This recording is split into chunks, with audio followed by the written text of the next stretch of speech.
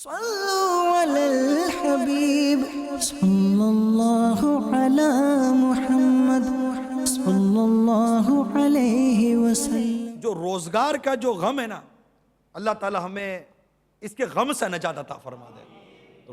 روزگار کمانا ہے، محتاج نہیں ہونا، وہ بھیکے نہیں مانگنی۔ یہاں روزگار کمانے کی تو ممانت کی نہیں جا رہی، بلکہ یہ تو مطلب کہ رزق حلال کا اصول تو لازم ہے، ضروری ہے۔ اور جو شادی شدہ ہے اس میں تو نفقہ ہے، بیوی بچوں کی خوراک غذا وغیرہ، یہ سارا اس کو تو مطلب پورا کرنا ہے۔ یہاں پر جو انہماک ہے نا، منہمک ہونا ہے، اس کا غم آ گیا، اس کا مطلب دکھ پال لیا، یہ ایک بیماری پال لی ہے، ایک پریشانی پال لی ہے۔ آپ کو نہیں پتا، آپ کو اندازہ نہیں ہوتا یار کہ یہ ایک پریشانی ہو گئی ہے، ایک ٹینشن ہو گیا ہے کہ مطلب میری نیکیاں کم ہوتی ہیں مجھے ٹینشن نہیں آتا، میرا آمدنی کم مجھے ٹینشن ہو جاتا ہے۔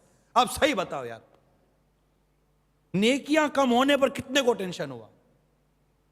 کبھی غیبت ہو گئی معاذ اللہ، ٹینشن ہوا؟ کیا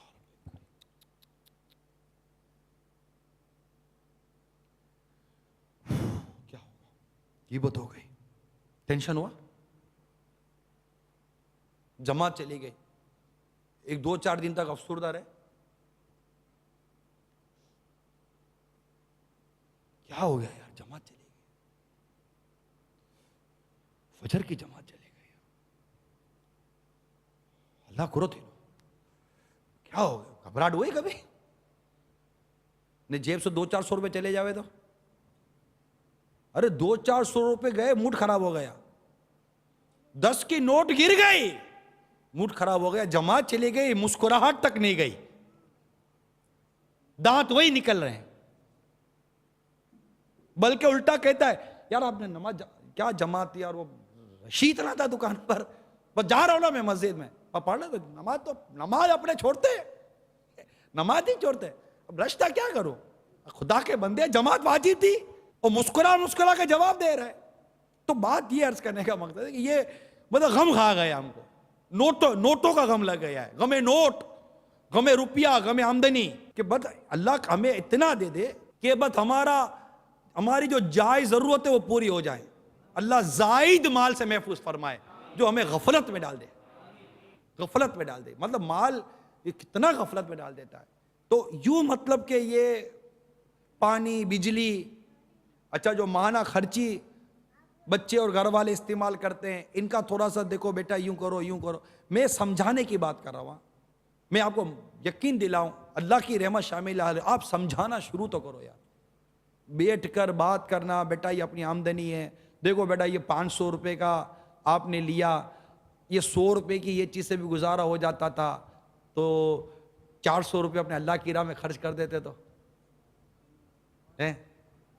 تو اس کو لگے گا باپ پیسے بچانے کے لیے نہیں کہہ رہا، باپ تو نیکیاں کمانے کے لیے کہہ رہا ہے، یہ ہماری نیکی بڑھانے کی باتیں کر رہا ہے، ہماری پرہیزگاری۔ ویسے بھی اگر آپ اور ہم اپنی اخراجات پر، سالانہ اخراجات پر، میں ماہانہ کی بات صرف نہیں کرتا، آپ اپنے سالانہ اخراجات، جس میں رمضان المبارک کے بھی اخراجات آ گئے، بقرعید آ گئے، اس کے اخراجات آ گئے، دیگر شادی بیاہ اور دیگر مطلب کہ رسم و رواج اور ایام آتے ہیں سارے، ایک مرتبہ بیٹھ کر اپنے اخراجات کو لکھیں، پھر اس کا پوسٹ مارٹم کریں، اس میں دیکھیں کہ کون سا خرچہ ضرورت کا تھا، کون سا خرچہ سہولت کا تھا، کون سا خرچہ فضول تھا، کون سا خرچہ گناہوں بھرا تھا۔ کرو یار، آپ کو سکون نہ ملے تو مجھے کہنا، اللہ نے چاہا تو آپ کو سکون ملے گا، آپ اپنی کم سے کم آمدنی میں بھی اللہ نے چاہا تو گزارا کرنے میں اللہ نے چاہا تو کامیاب ہو جائیں گے۔ پھر کمانا چونکہ رزق حلال ہے تو اللہ تعالیٰ اور رزق حلال نے برکت عطا فرماتا ہے۔ پھر یہ ایک پریشانی رہے گی اس موجودہ پرفتن دور میں، رزق حلال جس کو کمانا ہے نا اس کے لیے پریشانی ہے۔ کہ اعلیٰ حضرت امام اہل سنت کا وہ شعر ہے نا، فکر معاش بد بلا، یہ اعلیٰ حضرت نے فرمایا، فکر معاش بد بلا، ہول معاش جاں غزا، لاکھوں بلا میں پھنسنے کو روح بدن میں آئی کیوں۔ تو یہ نا یہ فکر معاش بد بلا، جس سے روزگار کمانا نا حلال، اس کو پوچھو کہ فکر معاش کس شے کا نام ہے، کہ ایسے دور میں جہاں پر اہل علم طبقہ بازاروں میں کتنا، جو سب سے بڑا چیٹر وہ بازار کا سب سے اہم آدمی کہلاتا ہے. تو ایسی کیفیت میں روزگار، حلال روزگار کمانا واقعی ایک پریشانی، لیکن اپنے بیوی بچوں کا، ماں باپ کا، اہل و عیال کا پیٹ پالنے کے لیے اگر کوئی رزق حلال کمانے کے لیے بازار میں بیٹھتا ہے، بلکہ یہاں تک کہ کوئی رزق حلال کمانے کے لیے ذلت کے مقام پر بھی کھڑا ہو، تو وہاں اس کے گناہ یوں جھڑتے جیسے درختوں کے پتے جھڑتے.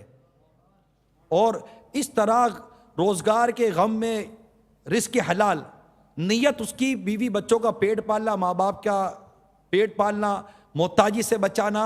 اور امام غزالی رحمۃ اللہ تعالیٰ نے اتنی پیاری نیت لکھی ہے کہ یہ اس لیے کر رہا ہوں کہ گھر والوں کو اور ان سب کو مطلب کہ مال و اسباب مہیا کر دوں تاکہ میں یکسوئی کے ساتھ اللہ کی عبادت کر سکوں. یہ نیت بنتی ہے. اور باقاعدہ نیکی کی دعوت جو کتاب ہے امیل سنت کی، اس نیکی کی دعوت کتاب میں امیل سنت نے مالدار مال کمانے کی نیتیں لکھی ہیں.